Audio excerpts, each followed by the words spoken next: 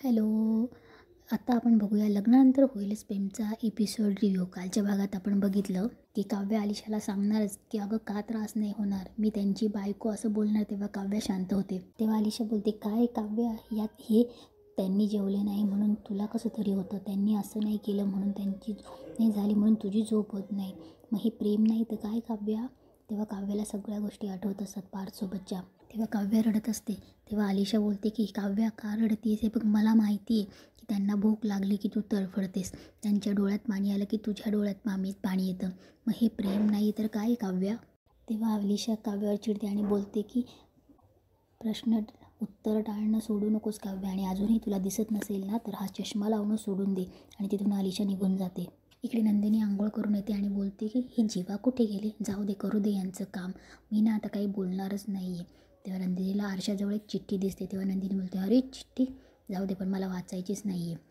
तेव्हा नंदिनी थोडा विचार करते, पुन्हा चिठ्ठीकडे लक्ष जातं आणि चिठ्ठी घेते. तेव्हा चिठ्ठीमध्ये ओपन करते. तेव्हा जीवाने लिहिलेलं असतं, काय गं चकाचक बाई, चिठ्ठी वाचू की नको, किती वेळ घेतलास, पण शेवटी चिठ्ठी घेतलीसच ना. तेव्हा नंदिनी बोलते, अरे, नंदिनी बोलते, यांना कसं कळलं? तेव्हा जीवा बोलतो, काय चकाचक बाई, विचार करतेस ना यांना कसं कळलं म्हणून, अगं मी तुझ्या समोरच आहे, घरातच आहे. तेव्हा नंदिनी इकडे तिकडे बघायला लागते. तेव्हा जीवा हसायला चिठ्ठीमध्ये लिहितो आणि बोलतो की हसायला लागतो आणि बोलतो की अगं किती सोपी गोष्ट आहे ना तुला मूर्ख बनवणं. तेव्हा नंदिनी रागाने चिठ्ठी फेकायला लागते. तेव्हा जीवा बोलतो, सॉरी. तेव्हा नंदिनी चिठ्ठी फेकणार पण मग परत चिठ्ठी वाचायला घेते. तेव्हा जीवा बोलतो, आता चिडू नकोस, चिठ्ठीच्या मागे तुझ्यासाठी काहीतरी लिहिलं आहे ते बघ. तेव्हा नंदिनी बघते. चिठ्ठीच्या मागे लिहिलेलं असतं की चिडक्या नाकावर टिकली छान दिसेल. तेव्हा नंदिनी बोलते, चिडक्या नाकाचे म्हणाले मला, आता मी टिकली लावणारच नाही. ज्यांना आनंद निवासची काही घेणं नाही ना तर मी टिकली लाव, त्यांनी दिलेली टिकली पण नको आहे मला. इकडे पार्थ नाश्त्याला बसलेला असतो. तेव्हा मानिनी त्याच्याजवळ येते आणि बोलते, पार्थ, पुरलाणार आहे तुला, तुझ्यासाठी आत्ता काहीतरी बनवू का? तेव्हा पार्थ बोलतो, नको आई, माझी मीटिंग आहे, ये तू बस इथे, मला तुझ्याशीच बोलायचं आहे तुझ्याबद्दल. तेव्हा मानिनी बसते. तेव्हा पार्थ बोलतो की आई काय चाललं आहे तुझं, तू अशी चलबिचल का दिसतीयस? आई, आत्तापर्यंत आमच्या हातून साधी काचही फुटली किंवा काच पडलेली लागलं आम्हाला तरी तू किती चिडचिड करायचीस. तुझ्या हातून आत्तापर्यंत कुठलीही काच फुटलेली नाही आहे.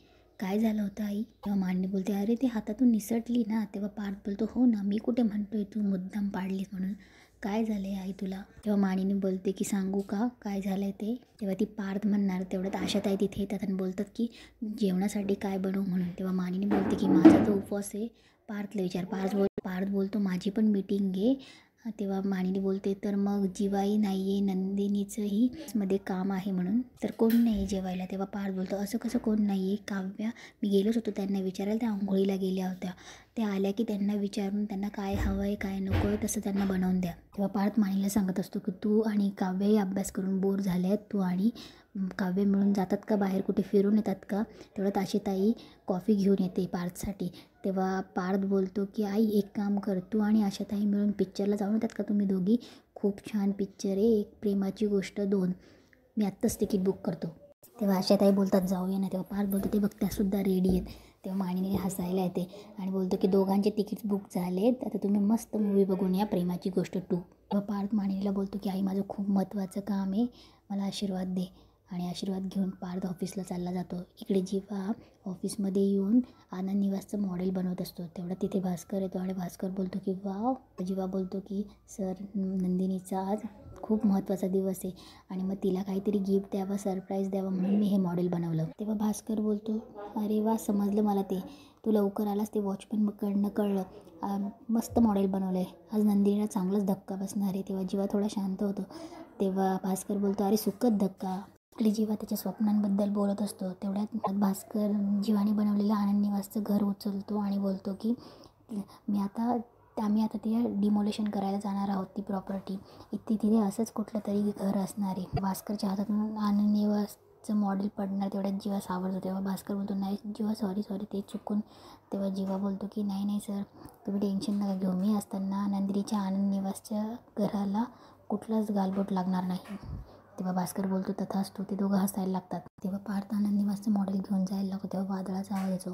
तेव्हा भास्कर बोलतो, जीवा, वादळ येणारे बहुतेक, जरा जपून जा, आनंद निवास तुझ्या हातात आहे. आणि ते बाय करून बाहेर पडतो. तेव्हा नंदिनी इकडे मस्त रेडी होऊन आनंद निवासला येते. तेव्हा सगळ्या मुली तिच्या अवतीभोवती गोळा होतात आणि तिला छान दिसतेस म्हणून बोलत असतात आणि टिकली तर खूपच छान दिसते म्हणून चिडवत असतात. तेव्हा सगळे विचारतात की एकटी झालीस, जीवादादा नाही आला. तेव्हा नंदिनी थोडी चिडते आणि बोलते की हे सगळं काम आपण सगळ्यांनी मिळून करायचं आहे, सांगितलं ना मी तुम्हाला, चला. तेव्हा रेखाताईही नसतात आणि जीवा नसतो म्हणून नंदिनीची चिडचिड होत असते. ती बोलत असते की जाऊ दे, इतक्या वर्ष मीच केलं आहेस ना, काय त्याची आज नवीन आलेल्या जीवांची या पोरींना ओळख आहे. तेवढ्यात एक येते आणि बोलते की ताई, आपल्या आनंद निवासचे जे ओनर आहेत ना शिरीष काका, ते पण येणार आहेत का? तेव्हा नंदिनी बोलते अगं हो, पण मी त्यांना कधीचा फोन लावते, फोनच लागत नाही. आपल्या या 10 वर्षात आनंद निवासची जागा त्यांच्या प्रॉपर्टीवर उभी आहे. तेव्हा नंदिनी बोलते की रेंट ॲग्रीमेंट पण रिन्यू करायचं आहे, थांब मी त्यांना कॉल करते. तेव्हा नंदिनी कॉल करते. शेखर काकांना नंदिनीचा कॉल दिसतो. तेव्हा ते थोडे घाबरतात आणि विचारतात, फोन उचलतात. तेव्हा नंदिनी बोलते अहो काका, मी गेले कित्येक दिवसापासून तुम्हाला कॉल ट्राय करते. तेव्हा ते काका बोलतात कशी नंदिनी बेटा, अगं मी काही दिवसापासून आउट ऑफ इंडिया होतो. तेव्हा नंदिनी बोलते मग आता आलात का? तेव्हा ते बोलतात की नाही नाही, आउट ऑफ इंडिया आहे. तेव्हा नंदिनी बोलते तुम्ही आत्ताच म्हणाला की होतो म्हणून. तेव्हा ते काका काहीतरी बोलणार तेवढ्यात खोकलतात. तेव्हा नंदिनी बोलते काका सावकाश. बरं ठीक आहे, तू फोन का करतोस? तेव्हा नंदिनी सांगते की अहो काका, आपल्या आनंद निवासला 10 वर्ष पूर्ण होत आहेत ना, तर त्यामुळे छोटासा कार्यक्रम होता आणि रेंट रिन्यू करायचं आहे ना. तेव्हा काका बोलतात की अगं ठीक आहे आल्यावर बोलूच ना आपण सविस्तर. तेव्हा नंदिनी बोलते काका पण तुम्ही येणार आहेत ना? तेव्हा ते काका हॅलो हॅलो करत आवाज येत नाही, मी तुझ्याशी नंतर बोलतो म्हणून फोन ठेवून देतात. इकडे रम्या वसूच्या रूममध्ये येते.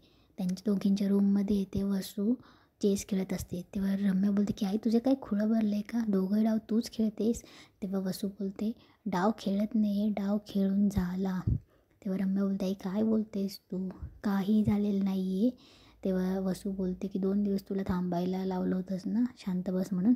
तेव्हा रम्या बोलते चांगलं आठवतं आहे, 2 दिवस थांबायला लावलं आणि 2 दिवस संपले पण. तेव्हा रम्या बोलते कोण तो माणूस, त्याचा फोनसुद्धा नाही आला. तेव्हा वसू बोलते आता फोनवर बोलल्याचे दिवस संपले रम्या, आता महासंगम. तेव्हा रम्या बोलते आई आज तू त्या माणसाला भेटणार? तेव्हा वसू बोलते मी नाही, आपण. तेव्हा वसू बोलते मग खेळ संपला. तेव्हा रम्या बोलते आई अगं तू स्वतःला कशी मारू शकतेस, राजा वजिराला कसा मारू शकतोय? तेव्हा वसू बोलते की खेळात नाही मारू शकत, पण मी मारू शकते, राजाच आपल्या वजिराला मारणार आहे. तेव्हा रम्या बोलते राजा कोण आणि वजीर कोण? तेव्हा वसू बोलते कळेल.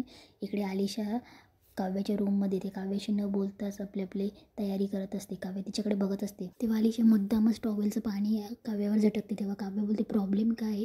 तेव्हा आलिशा बोलते की प्रॉब्लेम माझा आणि प्रॉब्लेम तुझा आहे. त्या माळिनी काकूंना तुला खरं सांगायला काय होतं गं? का खोटं बोलतेस तू? आणि पार्थ जो आले तर तू बाथरूममध्ये पळून गेलीस, तुझी आंघोळ झाली होती. तेव्हा काव्य सावरासावर करत असते. तेव्हा अलिशा बोलते की तुझी आंघोळ झाली होती आणि तू तोंड लपवायला गेली होतीस.